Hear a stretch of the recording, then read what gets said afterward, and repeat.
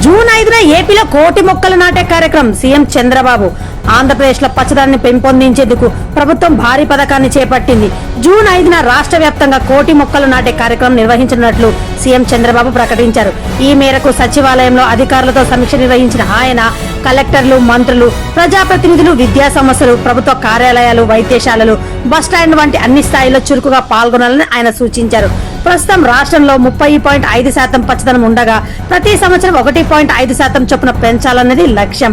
2047 నాటికి 50% పచ్చదనం సాధించడమే ప్రభుత్వ లక్ష్యమని సీఎం స్పష్టం చేశారు. మొక్కలు నాటి వాటిని రక్షించాల్సిన బాధ్యత ప్రతి ఒక్కరికి ఉందని ఆయన అన్నారు. నాటిన మొక్కలన్నిటికీ జియో ట్యాగింగ్ చేయాలని, శాటిలైట్ ఆధారంగా పచ్చదనం పెరుగుదలపై సమగ్ర సమాచారం సేకరించాలని ఆయన సూచించారు. ప్రత్యేకంగా అమరావతి పరిధిలోని అటవీ ప్రాంతాలను జపాన్ మియావాకి పద్ధతిలో అభివృద్ధి చేయాలన్నారు. ఈ చర్యల ద్వారా హరిత ఆంధ్రప్రదేశ్ ను సాధించేందుకు ప్రభుత్వం కట్టుబడి ఉందని చంద్రబాబు తెలిపారు.